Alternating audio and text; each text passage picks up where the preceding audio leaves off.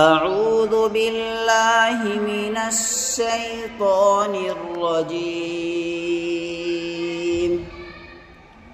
بسم الله الرحمن الرحيم.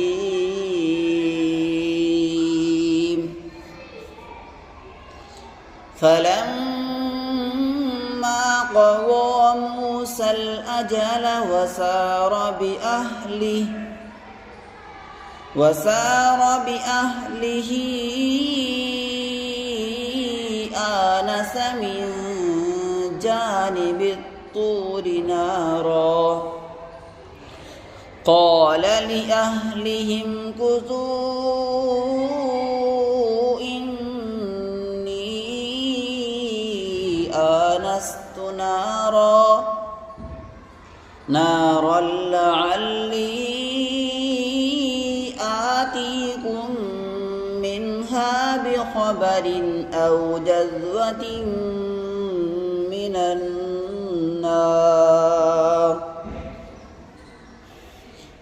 جذوة من النار لعلكم تصطلون.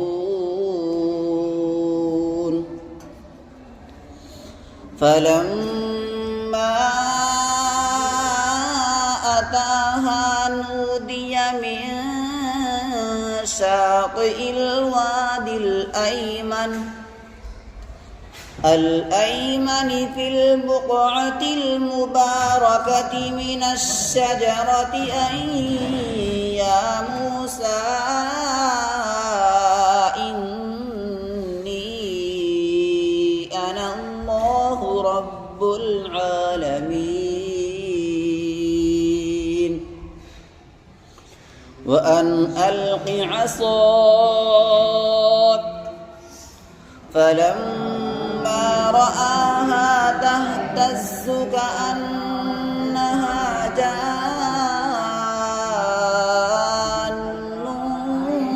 ولا مدبرا ولم يعقب